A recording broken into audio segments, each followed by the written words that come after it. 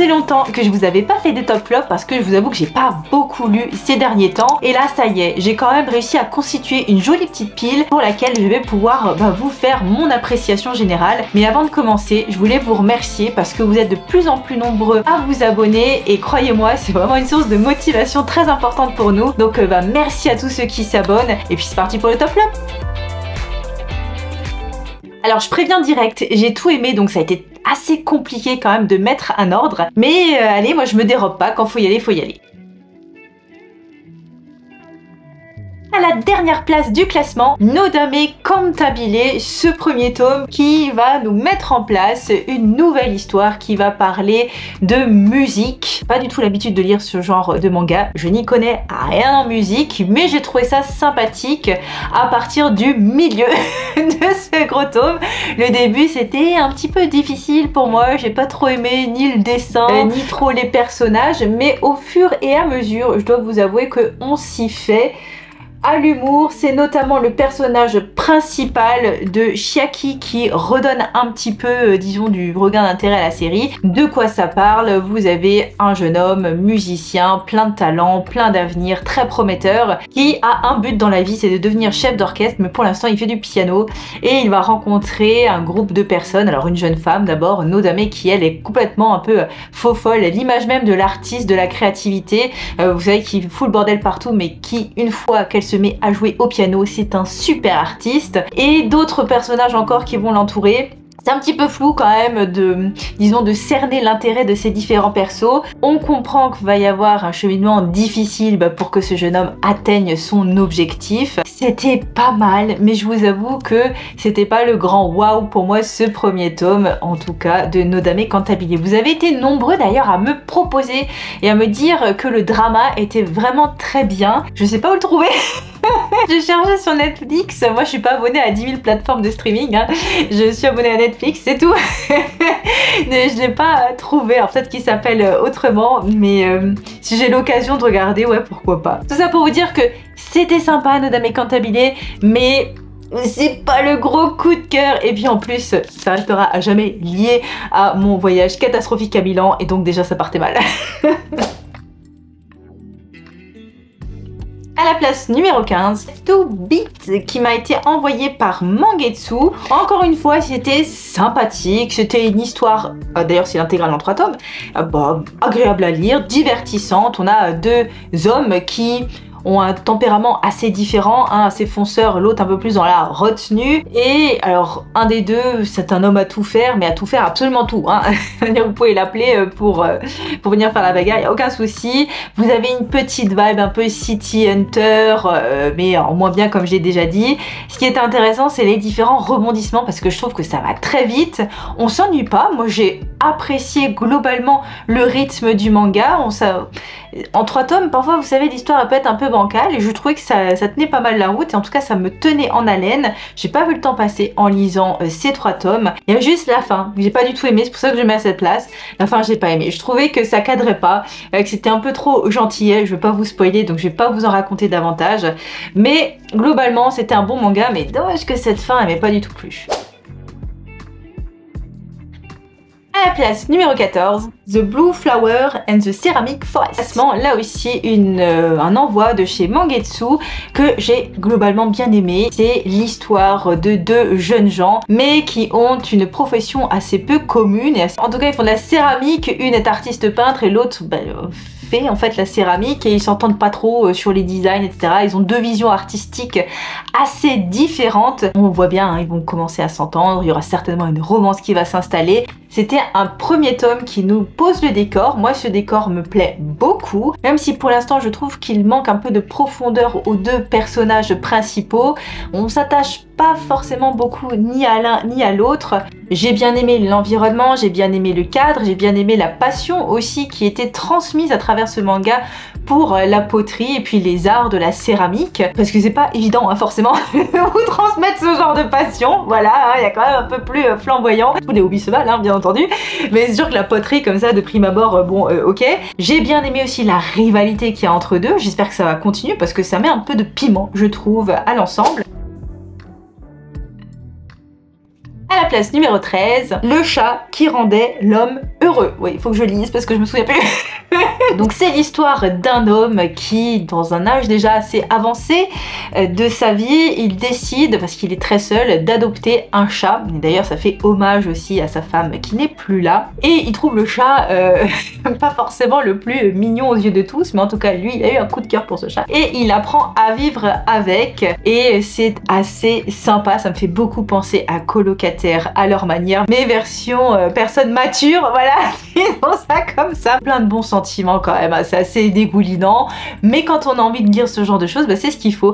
Ce qui apporte la petite touche de fraîcheur, c'est le pote du personnage principal qui lui dit la vérité en face, qui est assez marrant, et on aime bien quand même, et on a envie de creuser un peu le passé de cet homme, bien plus qu'on a envie de voir la relation avec le chat pour être tout à fait sincère. Donc c'est un tome que j'ai bien aimé, j'ai le tome 3 et 4 qui m'attendent, je vais chercher le tome 2 très bientôt, je voulais le commander sur internet mais je l'ai pas trouvé.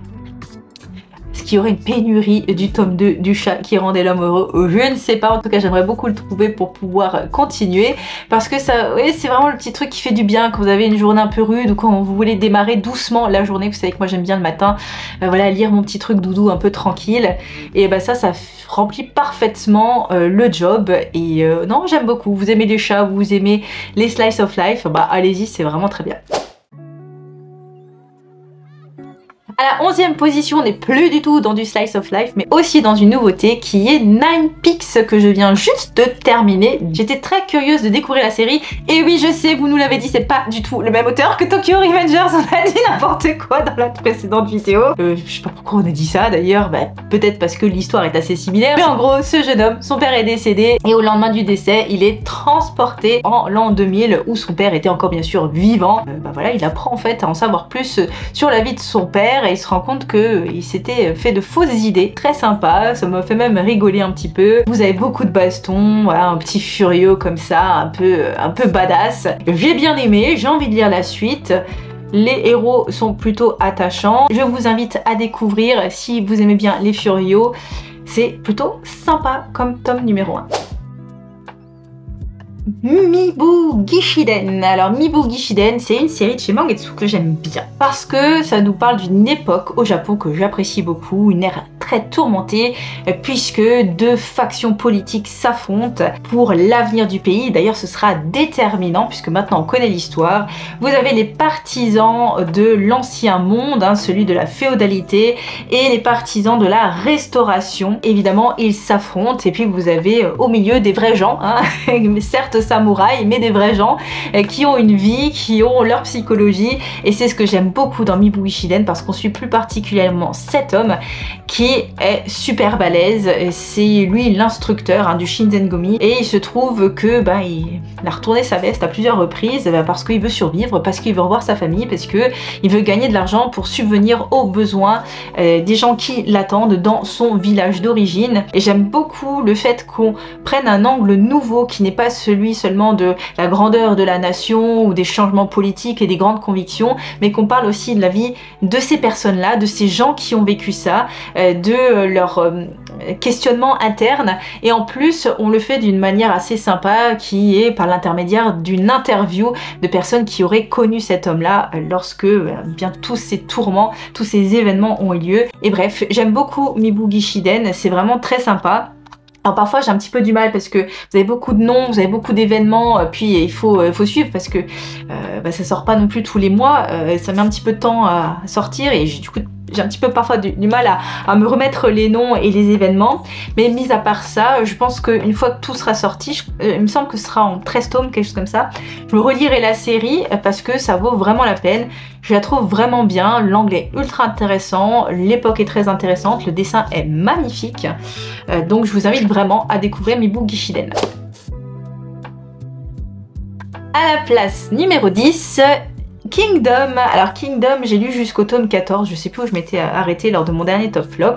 C'est très bien Kingdom, ça nous parle d'un jeune homme qui veut devenir le plus grand général sous les cieux. Donc il doit gravir tous les échelons parce que lui il part vraiment de zéro. Et il se trouve qu'il est très courageux, qu'il arrive à fédérer autour de lui, que c'est un bon leader, que les gens ont envie de le suivre. Vous avez tout un tas d'autres personnages charismatiques tout autour de lui. Ses amis aussi sont très attachants. J'aime beaucoup Kingdom. Alors vous allez me dire pourquoi je le mets seulement à cette place-là? Parce que j'en ai un peu marre de la bataille. Voilà, je vais être tout à fait sincère. Là, les batailles, la cavalerie, les machins, bon, c'est pas ce que je préfère. Moi, j'aime bien plutôt les intrigues, les trucs comme ça. Bon, la bataille, au bout d'un moment, ça me gonfle. Vous allez me dire, c'était peut-être pas le bon manga. Mais oui, mais bon, il faut quand même que je lise ce fameux Kingdom. Donc j'aime bien, attention. Mais c'est vrai que là, au bout du tome 14, encore de la bataille, j'étais... Voilà, je l'ai pas ouvert avec conviction ce tome 14. Je me suis dit, bon allez, je vais le lire parce qu'il est là. Je lirai avec grand plaisir hein, le 15, 16, 17. Mais c'est vrai qu'il me faut peut-être un peu plus de temps. Ouais, parce que bataille.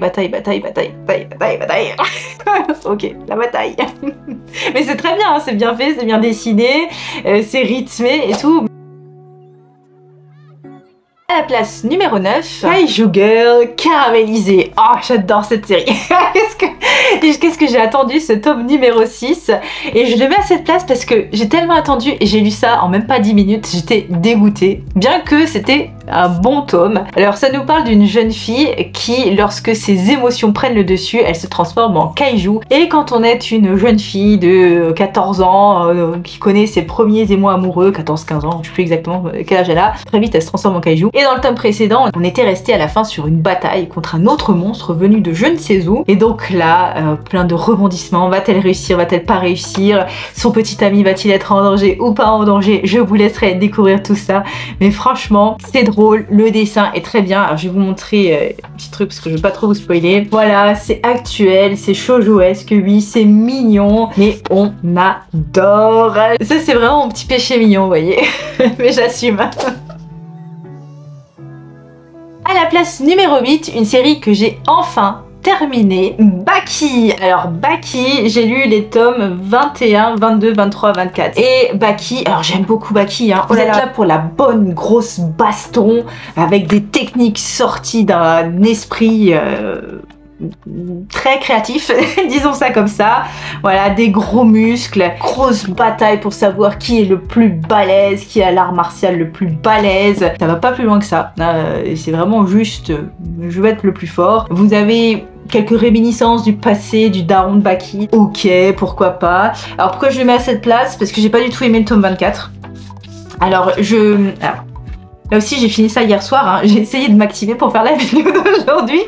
Et en fait dans le tournoi se finit au tome 23 et dans le tome 24 vous avez une bagarre, une baston entre deux personnes et pour moi c'est complètement osef. Franchement je m'en fichais royalement. J'aurais préféré une autre scène, vous voyez, un peu plus intéressante avec Baki notamment. Mais bon, c'est pas ce que j'ai eu et bon Baki voilà, hein, c'est une droite lignée. Hein. Ce que vous avez au début vous l'avez à la fin. De la grosse bagarre, des techniques complètement hallucinantes. Mais moi j'aime bien Baki, j'aime même beaucoup Baki, j'ai la série complète. Est-ce que je vais faire l'autre, The New Grappler, je crois que c'est, parce que ça c'est Baki the Grappler, oui, sans aucun doute. Bon, comme d'habitude j'essaierai de les trouver d'occasion. Mon petit moment baston quoi, voilà, je réfléchis à rien, je vois juste des mecs se friter, j'aime bien, voilà, j'aime bien. À la place numéro 7, Kengan Omega. Alors on est un petit peu hein, dans la même veine que Baki, mais je dois dire que je suis très surprise par Kengan Omega. Parce que Kengan Omega, alors oui, vous avez aussi beaucoup de bastons entre des gros balèzes, ok, avec plein de techniques différentes qui s'affrontent, le catch, le karaté, je ne sais quel autre art martial. Mais comme dans Kengan Ashura, vous avez une lutte entre différentes entreprises qui essayent aussi de s'arroger plus de pouvoir grâce à leurs combattants. Mais dans Kengan Omega, on va encore plus loin dans ces manigances qui font presque penser à des organisations souterraines mafieuses. Vous avez une rivalité justement entre les deux protagonistes principaux, l'un qui doit devenir meilleur, hein. Et donc vous avez une histoire de type shonen, hein, parce qu'il va faire ses différentes classes dans l'un ou l'autre des dojos, et l'autre qui est déjà extrêmement balèze mais qui a une psychologie assez sombre. Bref, j'aime beaucoup. Le Yamashita aussi, je le trouve particulièrement balèze là-dedans. Enfin bref, moi je suis conquise par Kengan Omega. En plus, contrairement à Baki ou à Kengan Ashura, vous lisez pas ça en 3 secondes, vous mettez du temps, mais parce qu'il y a plein d'informations, il y a plein de choses qui se mettent en place et tout, et je trouve ça ultra intéressant. Et donc non seulement vous avez de la baston, différentes techniques et tout, donc moi j'adore, c'est très bien, mais en plus de ça vous avez différentes intrigues politico-économico, judiciairo, bref, plein de trucs à côté qui sont très sympas. À la place numéro 6, les carnets de l'apothicaire, enquête à la cour chez Mana Books. J'aime beaucoup cette série, j'aime beaucoup l'atmosphère qu'il se dégage de ce manga. Plus spécifiquement, moi j'ai les 2 versions, hein, version Kiyun et version Mana Books, et j'aime vraiment beaucoup cette version Mana Books qui, je le répète encore une fois, et ça confirme mon impression vis-à-vis du premier tome, elle est moins dans la fioriture cette version-là. On va plus vite droit au but, Mao Mao elle est plus franche je trouve, alors elle est déjà dans l'autre aussi, mais tout est plus limpide, plus clair, plus transparent, plus direct, et j'aime beaucoup cette façon d'aborder les histoires de nos héros, alors notre héroïne plutôt. Et savoir de quoi, si vous savez pas, c'est la jeune Mao Mao qui a été vendue à la cour impériale. Elle est au service des concubines, d'une des concubines de l'empereur, et comme on a décelé chez elle certaines compétences et appétences aussi pour tout ce qui concernait de près ou de loin les poisons, eh bien elle va avoir un rôle particulièrement important auprès de la dame qu'elle sert, et pas seulement de cette dame mais aussi de Jinshi, hein, qui la prend un peu sous son aile. J'aime beaucoup la relation entre les deux parce qu'elle c'est pas du tout elle n'est pas complètement amoureuse de Jinshi qui est le beau gosse bien sûr de la cour impériale, au contraire il la répugne un petit peu, et c'est très drôle, et j'aime beaucoup le caractère de Mao Mao, encore une fois, très franc, très direct, et les enquêtes sont pas mal, pas les enquêtes de l'année. En plus, comme j'ai déjà lu la version Kiyun, bon, bah, je sais ce qui va se passer, mais ça me dérange pas. Moi en matière d'enquête j'ai une mémoire de poisson rouge donc je peux relire la même chose.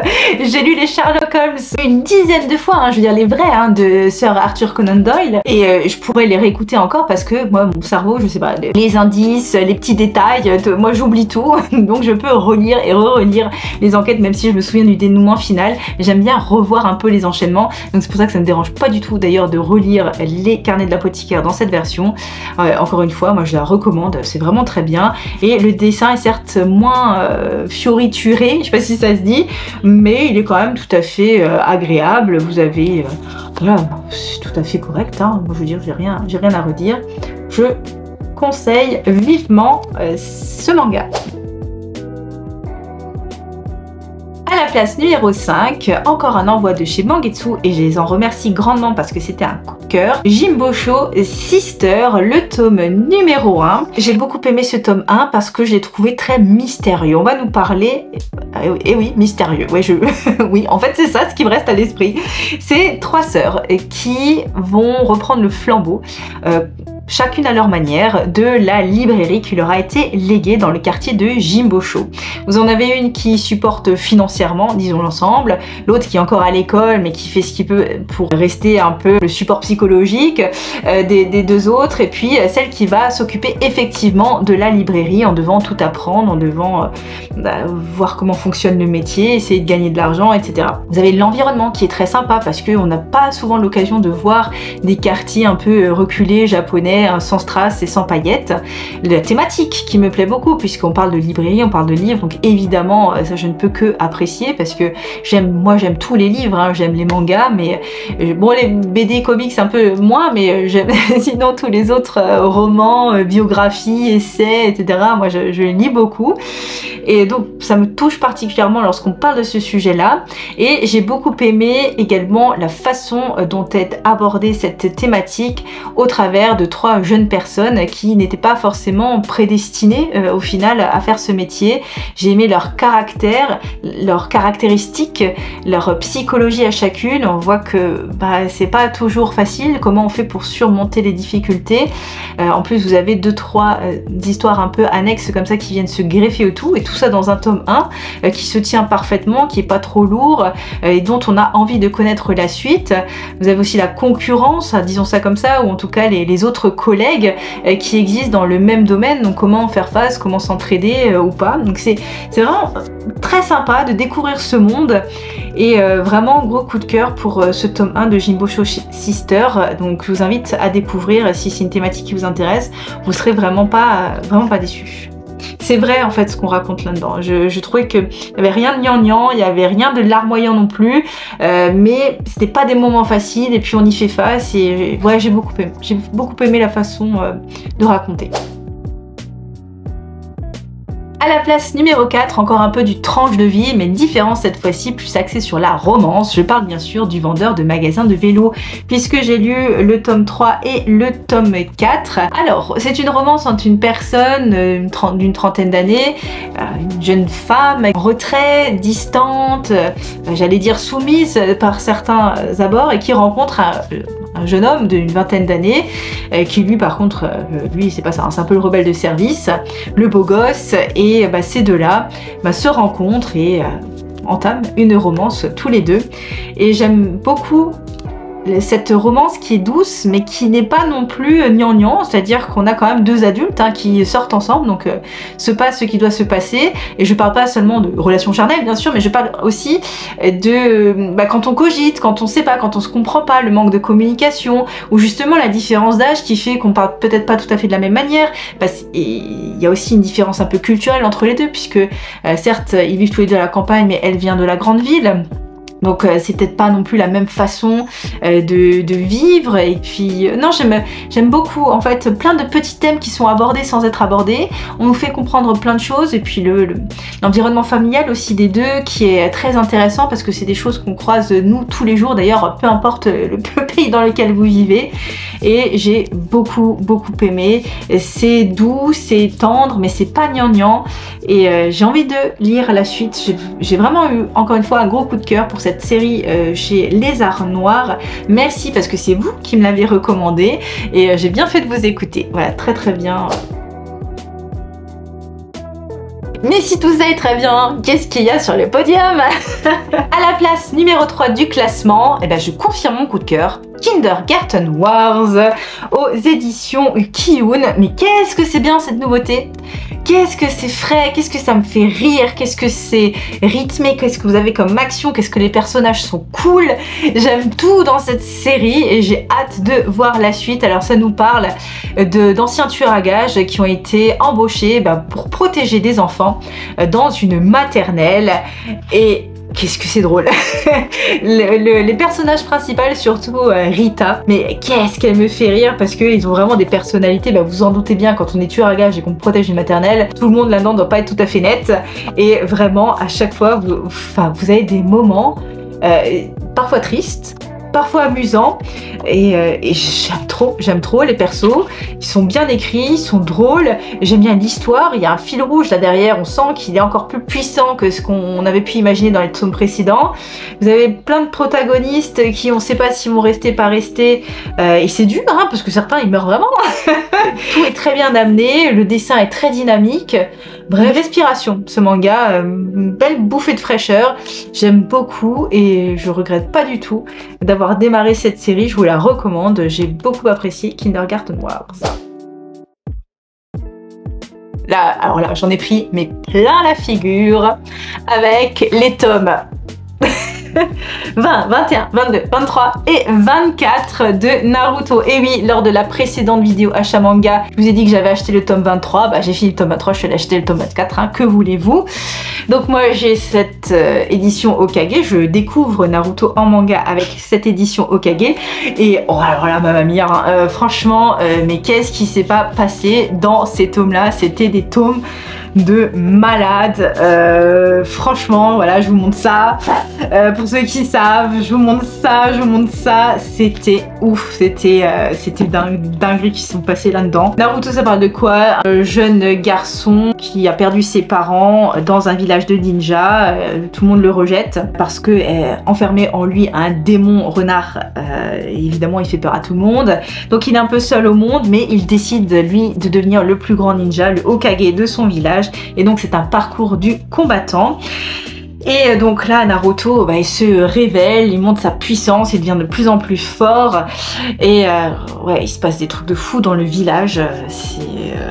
C'est la guerre internationale, des gens qu'on veut pas qui meurent, des techniques de dingue, j'ai que d'émotions en lisant ces tomes-là de Naruto. J'ai pas pu m'arrêter. Mais en même temps, ça se lit quand même assez vite. Qu'est-ce que je suis contente de voir ça en grand, en vrai. C'est vraiment trop bien. Là, le passé de Sasuke. Moi, je savais pas, moi, pour Itachi, je savais pas. Je savais pas, mais c'est un truc de fou. Bref, l'histoire, elle est trop bien tournée. J'aime beaucoup. The Fable, un tueur à gages. Lui, ce qu'il veut, c'est être tout seul et pouvoir tuer tranquillou. Et il se trouve que dans ce tome-là, il va se balader en forêt, mais à la survivalisme, quoi. Et il est affublé d'un autre type qui le prend pour son sensei. Et moi aussi, encore une fois, mais qu'est-ce que je trouve ça drôle. Je suis pas particulièrement fan du dessin, mais je trouve que le dessin colle parfaitement avec l'ambiance qu'on veut donner.